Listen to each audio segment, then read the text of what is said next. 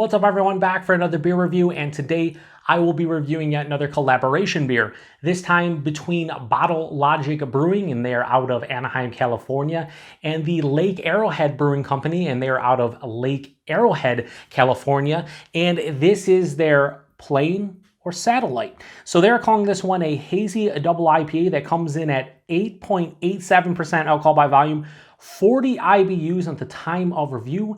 This can is approximately 7 weeks old. Now I'm gonna give a huge thanks and shout out once again to a good friend of mine and fellow BeerTuber, Ridge over at Ridgeopolus, aka Get a Nose on a Beer Reviews, for hooking me up with this one. In the description box, I'll post a link to Ridge's channel along with the beer mail boxing video I did that contains all the goodies he hooked me up with. And Ridge is a great guy. He has some very fun content, so go check him out.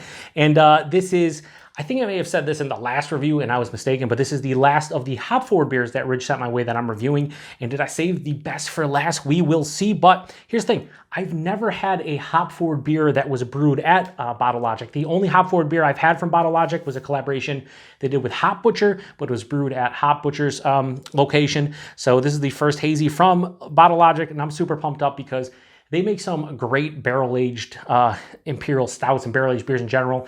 They're a fundamental observation, one of the best barrel-aged vanilla imperial stouts I've ever had. I reviewed, what was it, the Paisley Cave Complex for like my 400th beer review. It was like a big imperial, barrel-aged imperial, like blueberry stout. It was delicious. So I'm hoping for good things from this one. 7 weeks old, we should be good. And yeah, don't know anything about Lake Arrowhead Brewing. Honestly, never heard about them. So, you know, breweries all over the place, popping up. So I'm using my Bellwoods glass here. It might be hashtag dirty glassware. We'll see. Dirty glass mafia. Maybe not. I don't know. Haven't used it in a while. I just washed it. So now it looks like we're good. All right. So is that hazy? You bet you're a bottom dollar. Oh yeah. So the hops in this one, they don't really say anything on the label, I don't believe. But on Untapped, it said that this one is brewed with Galaxy, Vic Secret, and Amarillo. So yeah, that's beautiful. That has that hazy OJ in a glass type of vibe to it. Finger of a really creamy white colored head. Looks beautiful. That looks like a hazy that I want to get down with. So let's get a nose. Oh yeah, you can tell there's Galaxy and Vic Secret. Tons of pineapple. There's pineapple, there's passion fruit, there's a little bit of like a kiwi type of thing going on too. Oh yeah, that smells great. So the actual pineapple is not like super crazy sweet. It's more like a just straight ripened pineapple. So it is sweet, but not like overly so. The passion fruit's nice there. It's been a while since I said passion fruit and a hop forward beer, and I'm definitely getting it here. There's a real big like dank herbaceousness too in the nose. It's almost giving me marijuana vibes to some extent, like the sticky icky. Like it has that kind of vibe. There's an underlying malt sweetness that's kind of generic, but more like a crackery kind of bready type of thing going on. There's peach, there's apricot. This is a medley of tropical and stone fruit. Despite it looking like OJ, I'm not getting a lot of citrus. Maybe a touch of orange, but it's basically pineapple, passion fruit, a little bit of that kiwi I was talking about, peach, apricot, big herbaceous dankness. This smells right in my wheelhouse. Yeah, it smells like it's not going to be crazy sweet. And that's kind of what I was, afraid of at almost 9%. A lot of, the double IPAs that are approaching 9% or like triple IPAs in the 10% range, a lot of times they can be too sweet. That doesn't smell like it in the nose. So let's get into it. Cheers, everybody. Thanks again, Ridge.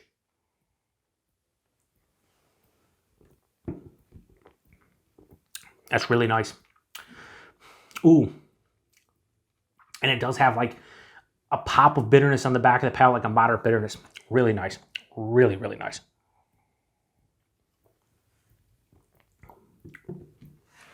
So body on this one's medium, maybe a touch over medium. Fine for 8.87%. You round it up, it's 8.9, doesn't matter. But the body might be a little thin from that aspect, but I'm okay with it. I've always said bigger IPAs, like when you're approaching 9-10%, I like them to be around the medium body, and it is, and that's what I like. Mouthfeel has decent carbonation here, but it has a nice, soft, smooth component to it. So body and mouthfeel, nice. The taste, the nose kind of followed suit about 90%.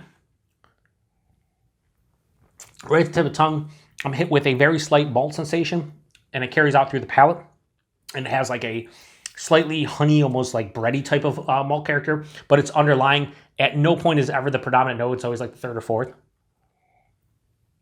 But yeah, right there, front of the palate, lots of ripened pineapple. It's not candied. It's not over ripened. It's not too sweet. It's just a nice ripened pineapple where it's sweet but not overly. So right after that, I'm hit with this peach apricot kind of stone fruit, almost jamminess, which it wasn't jammy in the nose, but like on the palate, it's like more of like you mashed up some peaches and apricots and sweeten them up a bit, but not as much again as like a candied peach or apricot.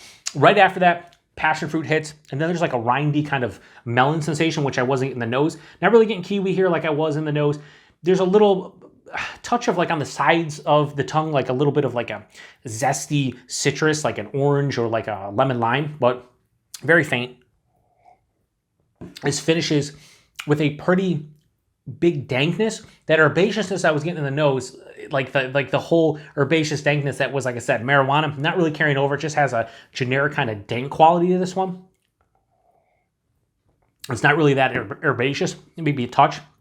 But what that does on the back of the palate is that carries into a moderate bitterness. This isn't overly dry. I'd say like slightly to semi-dry, but it has a moderate bitterness, which I didn't expect. This is not just like straight fruit juice like so many of these can be, especially approaching 9%. No, it has a decent bitterness. Super easy to drink. As you can see, I keep on taking sips because that bitterness is kind of building up a little bit, but I go back and hit all of that fruity, sweet goodness, and then it bitters out in the back of the palate, and I want to go back. Kind of the same effect that you get if you get like a really dry beer, where your palate dries out, and you're like, man, I want to get rid of that drying sensation, so I'm going to take another sip, and then you do, and you're like, oh, it's delicious, and then it's dry again, and you just rinse and repeat. It's kind of what's happening here, but with the bitterness. It hides the alcohol quite well, I would say. A little bit of warming chest in the stomach, but nothing on the palate. It's just really nice. It's not mind-blowing, but what I like is that moderate bitterness on the back of the palate. I think it gives it a little bit more of a drinkability kind of aspect to the beer, where if it was just full-on sweet, again, it'd be one of those beers where I want an 8 to 12 ounce can, and that would be it. But I can easily drink the rest of this, and I will. So thanks again to Rich for hooking me up with this one. Rating on the plain or satellite? I'm going to say satellite. What are we asking? I don't know. I'm just going to go with satellite.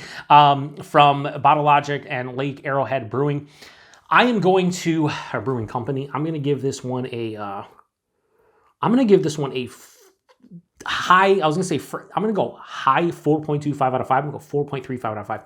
Almost gets into that low 4.5 range, but a 4.35 out of 5, really good score, really good beer, digging it. Now, here's the one thing that I saw. So when I was looking up, when I do reviews like this, I don't do a lot of research. I basically go to the brewery's Instagram or their website because I want to get the price point. I want to see when it was brewed, if it doesn't have a date, which this does not have a date on the can, but I figured out this was brewed like around mid-October, early to mid-October, like October 10th, 11th. I don't know when you'll see this, probably in like early January 2022, but I went to their website to see like what the price was, and it was $25 a 4-pack. Here's the thing. So really good beer. This is $25 a 4-pack from the brewery.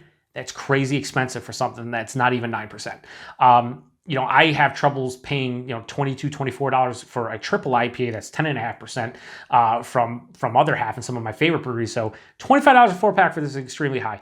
If this was like $6 to $7 a can, I would probably drink it and try it once, but that's a lot. That is a lot. But it is California, and it's Anaheim, and probably shit's more expensive, just like it is in New York City, and a lot of times you see higher prices, so I get it, but $25 4-pack's crazy. Ridge, let me know what you paid from it. I think you got it from craftshack.com, so let me know. And availability, I have no idea, other than you can get it at the brewery and at craftshack.com. I'm sure this shows up in local bottle shops and whatnot, but we never see Bottle Logic stuff here in Western New York, so this is a treat to try. So once again, huge thanks to Ridge for hooking me up with this one. And once again, I want to say, if you've had this one before, let me know what you think about it. If you had anything from Bottle Logic, anything from them, what do you think about Bottle Logic? Have you had any of their hop forward beers? Have you had any of their crazy barrel-aged imperial stouts? Because I've had 3 beers from them, and they all been pretty good, this one included. So appreciate everybody stopping by. Thanks to Ridge for another beer, and to the next one. Cheers.